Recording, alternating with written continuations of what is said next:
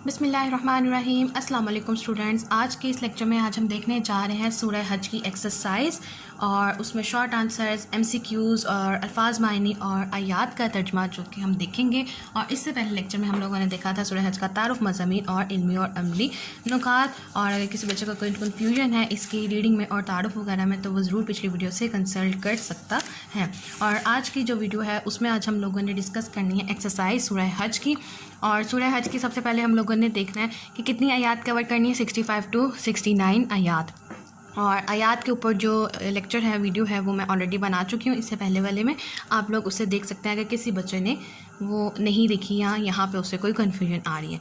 तो चलिए देखते हैं अपनी एक्सरसाइज। और एक्सरसाइज देखने से पहले सबसे पहले कुछ ज़ख़ीरा अल्फाज के मायने दिए गए हैं, वो देख लेते हैं। सबसे पहले है युमसिकू, वही रोके हुए है।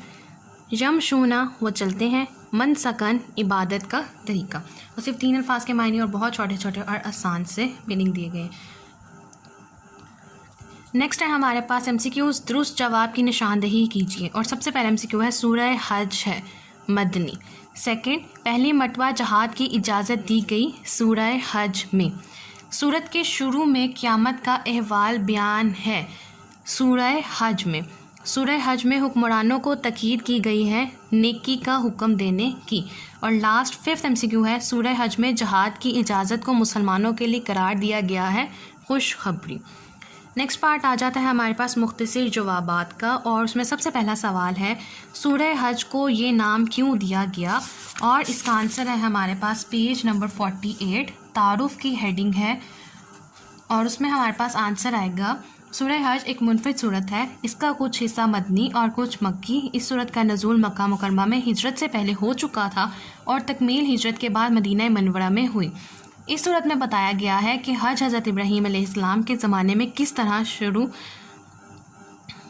शुरू हुआ और इसके बुनियादी अरकान क्या है। इसी वजह से इस सूरत का नाम सूरह हज है। तो यहाँ तक हमारे पास फर्स्ट शॉर्ट का आंसर है। सेकंड शॉर्ट में कहते हैं कि सूरह हज का खुलासा क्या है। और सूरह हज का खुलासा हमारे पास है क़यामत का अहवाल, हज व कुर्बानी का बयान और जहाद की इजाज़त। ये हमारे पास उसका खुलासा है। थर्ड शॉर्ट में कहते हैं कि सूरह हज के अहम इल्मी और अमली नुकात में से 2 तहरीर कीजिए। और इसका आंसर है हमारे पास पेज नंबर 49। थर्ड शॉर्ट का आंसर हमारे पास साथ आता है। मैंने फर्स्ट 2 पॉइंट्स मार्क किए। आप लोगों को कोई से भी 2 पॉइंट्स जो याद हों पेपर में आप लोग वो लिख के आ सकते हैं। क़यामत का दिन एक नहायत सख्त और हौलनाक दिन होगा जो लोगों के होश उड़ा देगा। शैतान की पैरवी करने वाले दुनिया में गुमराही और आखिरत में अजाब में होंगे। तो ये हमारे पास थर्ड शॉर्ट का आंसर था। आगे चलते हैं थर्ड पार्ट की तरफ। उसमें हमें वो कह रहा है कि दर्जल कुरानी अल्फाज के मायने लिखें। युमसिको, वही रोके हुए हैं, ऊपर भी लिखा हुआ है हमारे पास। मनसकन, इबादत का तरीका। और यमशूना, वो चलते हैं। फोर्थ पार्ट में हमें दी गई हैं आयात। और उन आयात का तर्जमा हम देखते हैं अपने पीछे जो एक आयात दी गई है वहाँ से। और सबसे पहली आयत का जो तर्जमा है वो आयत नंबर 66, पेज नंबर 57। और यहाँ पे हमारे पास ये दी गई है वहुवल्लज़ी अहयाकुम से स्टार्ट होगी और इन्नल इंसाना लकफूर पे जो है वो इख्तिताम हो रही है। और इसका तर्जमा आएगा और वही तो है जिसने तुम्हें ज़िंदा फरमाया, फिर तुम्हें मौत देगा, फिर तुम्हें ज़िंदा फरमाएगा, यकीनन इंसान तो बड़ा ही नाशुक्रा है। सेकंड आयत जो है वो है आयत नंबर 67, लिकुल्ली उम्मतिन से स्टार्ट होकर जा रही है ये हुद्दम मुस्तकीम तक। और यहाँ पे भी हमारे पास बिल्कुल आयत नंबर 66 के नीचे लिकुल्ली उम्मतिन जअलना से लेके लअल्लाह हुद्दम मुस्तकीम, हर उम्मत के लिए हमने इबादत और कुर्बानी का एक तरीका मुकर्रर फरमाया है जिस पर वो चलते हैं। तो इनको चाहिए कि हरगिज़ वो आपसे इस मामले में झगड़ा ना करें। और आप सल्लल्लाहु अलैहि वसल्लम लोगों को अपने रब की तरफ बुलाते हैं, यकीनन आप सीधे रास्ते पर हैं। थर्ड आयत जो है वो है हमारे पास व इन ज़्यादा लूका से स्टार्ट होकर आएगी हमारे पास बिमा तामलून, आयत नंबर 68। और उसका तर्जमा है और अगर वो आपसे झगड़ें तो आप फरमा दीजिए अल्लाह खूब जानता है जो कुछ तुम कर रहे हो। लास्ट फोर्थ पे आ जाती है आयत नंबर 69, अल्लाहु यहकुमु से लेके फ़ीही तख्तलिफ़ून। और इसका आंसर है हमारे पास अल्लाह तुम्हारे दरमियान क़यामत के दिन फ़ैसला फ़रमाएगा जिस चीज़ में तुम इख्तलाफ करते हो। तो ये थी हमारे पास आयात। और वैसे जो हम लोगों ने आयत तैयार करनी है वो आयत नंबर 65 to 69 तैयार करनी है।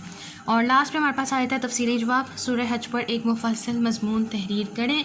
और डे 1 से ये चीज़ मैं कह रही हूँ कि मुफस्सल मज़मून तब तक लिखा नहीं जा सकता जब तक आप लोग इसका पूरा तर्जुमा रीड आउट ना कर लें। रीड आउट करने के बाद ही आपको पता चलेगा कि आखिरी सूरत में किस चीज़ के बारे में बताया गया है, और बहुत शॉर्टली उन्होंने इस हेडिंग में भी बताया हुआ है।